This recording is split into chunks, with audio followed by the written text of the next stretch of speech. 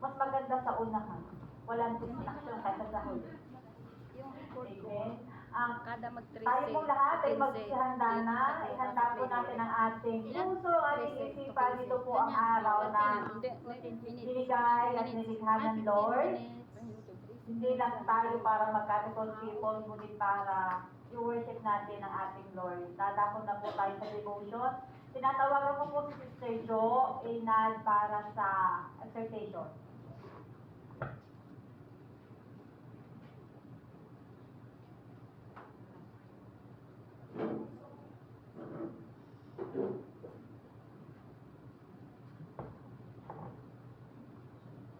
Isang mapagpalang umaga po sa ating lahat, kapatid.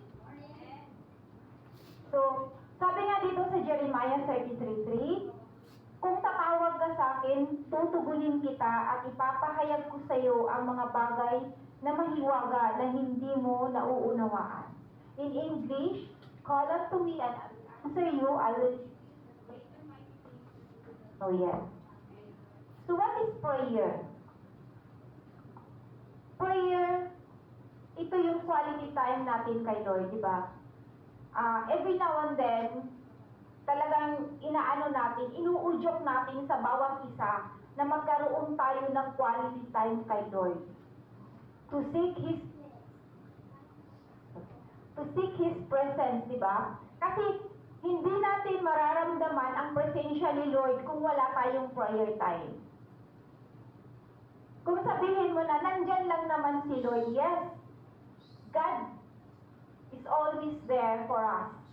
Pero kung wala tayong quality time kay Lord, hindi magkakaroon ng presensya sa puso natin si Lord. So, do not underestimate the power of prayer. Sabi nga niya, call on to me, di ba? So, do not call Him just because may emergency. Call Him at all times. Hindi, yes, mayroon tayong police number. Of course, si Lord meron. Jeremiah 33:3, di ba? Madaling tawagin si Lord. Pero wag namang tawagin si Lord kasi pang-emergency lang. Di ba? Kung sa police, for emergency, pero kay Lord, dapat at all times. Lord, samahan mo ako. Lord, ingatan mo ako. Lord, pagalingin mo ako. From morning till night. No need to find a space, no need to find a place para sabihin na nakapag-pray ka. We can pray, even nagtatrabaho tayo, we can talk to Him. Instead na marami kang iniisip na problema dyan sa isip mo, marami kang more, just talk to Him. Just between you and the Lord. Just between you and the Lord lang, di ba? Pero of course, we need to, pag morning, pagising mo, bago mag-cellphone, ako talaga, bago ako mag-check ng cellphone, kasi nag-pray, tapos pagkatapos ko mag-pray, nagba-Bible, doon ko na nagbubukas ng cellphone kasi kailangan kong flashlight. Pero hindi ko pa inuon yung data niya. Tapos nag-message ako sa JC namin sa Asher. Pagkatapos ko mag-share ng verse, doon ko na ibuksan ang data niya. Kasi para hindi ako matempt. Kasi mamaya, pagbukas ko ng data, ang dami ng message, di ba? So mamaya na, tingnan ko muna natin. So, mawawala na yung time mo kay Lord. Di ba? So dapat, in everything, put God in your first priority. Kahit ang mga anak ko, bago talaga ko i-message si Jolo, si Lord muna. Then pagkagabi, of course, si Lord talaga bago ka matulog.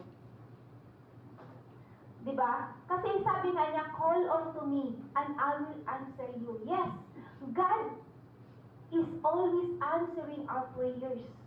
Hindi talaga, hindi nag-fail si Lord. But are we faithful to the Lord? Diba? God is faithful, but are we faithful to the Lord?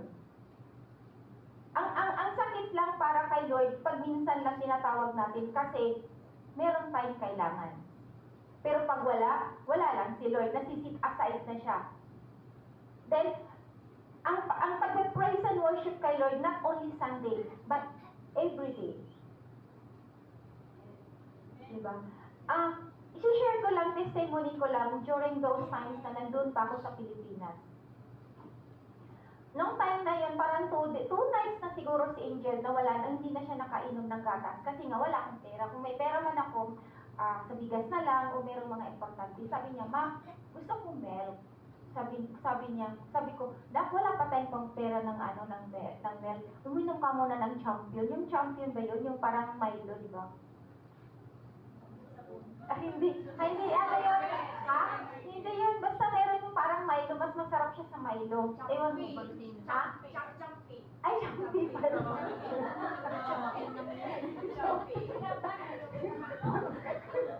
Tapos, sabi ni Angel, sabi ko, nag-declare talaga ako alam ko wala akong pera, pero nag-declare ako na, sige na, bukas bibili kita ng milk.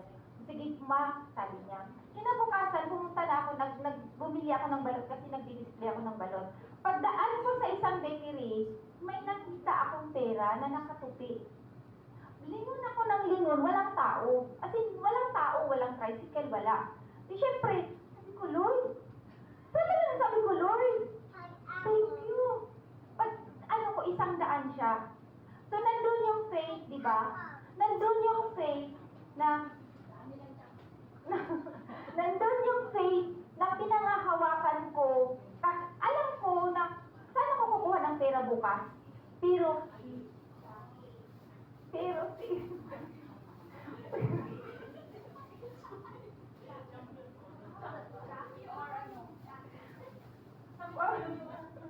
umaya isi-search ko. Chucky siguro yun. Tapos, nandun yung faith na pinangahawakan ko. Nung pagdating ko ng bahay, nakabili na ako, pag uwi ko, yung 100 na yun, binili ko ng burger, binili ko ng tinapay. Tapos, sabi niya, Mama, may pera, oo po na. Kasi may nakita akong pera. So, nandun yung faith na pinangahawakan ko. God will make a way sa mga tubo natin. Hindi nag-fail si Lord. Minsan tayo lang, kaya hindi binibigay ni Lord ang ating mga panalangin. Kasi nga, minsan sabi niya na, tatawagin mo lang ako kung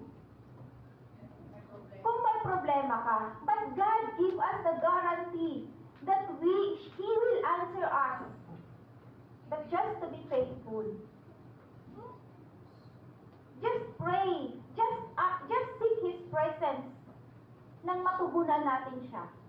Amen? Kasi minsan, pag may blessings tayo, wow, thank you Lord, feeling blessed. Pero pag wala, ay wala si Lord. Dapat, in everything, give thanks to the Lord. Meron ka mang pera o wala, meron ka mang bigas o wala, meron ka mang ano o wala, dapat nandun pa rin yung kagalakan mo na hinahanap mo ang presensya ni Lord. Parang ako, tinanggal na naman ni Amo ang bonus ko ng 500. But thank you Lord, kasi meron pa rin akong 5-1. Diba? Hindi ko inano yung, masakit yan syempre kasi yung budget, diba? Pero, thank you Lord, tanggalin man ni Amo yun, okay lang. Okay lang tanggalin ni Amo yung 500 ko kasi alam ko more than pa na ibabalik ni Lord yun, hindi man gayon, but in His time. Hindi man pera, pero yung health. Diba? Yun ang pinaka-importante, yung good health protection, safety ng bawat isa sa atin at ng ating pamilya. Kasi marami ka mang pera, meron kang sakit, wala pa rin, diba? So, let us be faithful in serving in the Lord with fullness of joy and gladness, and seek Him at all times, and the Lord will answer us at all times. So, thank you, to God be all the glory.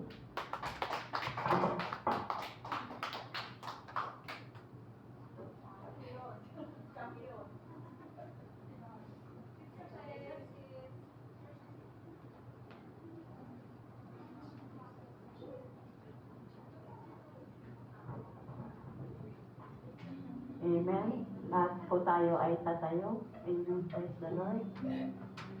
Huwag na yung isipin yung champion. Hallelujah. Sister Jo. Yes, Lord.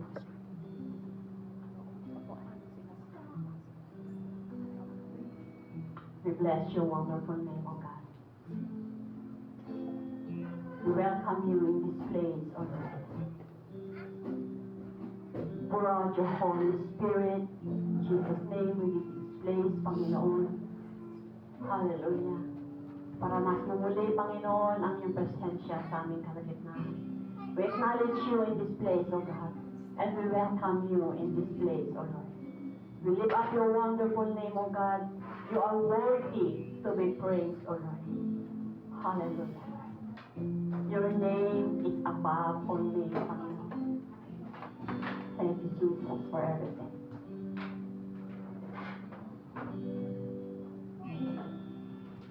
His name is exalted far above the earth. His name is high above the heaven. Yes, Lord.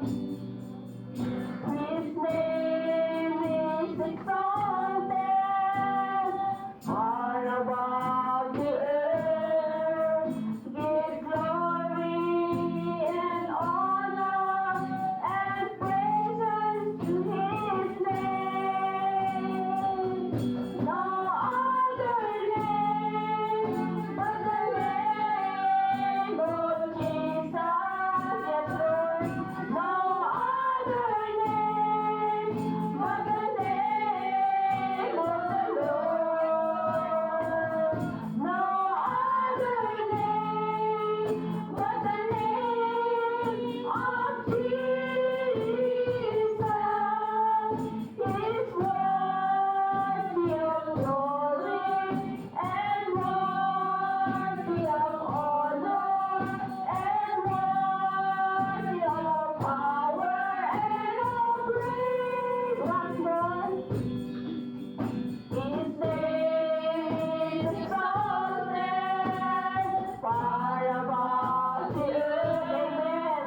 His name is high above the heaven. Hallelujah.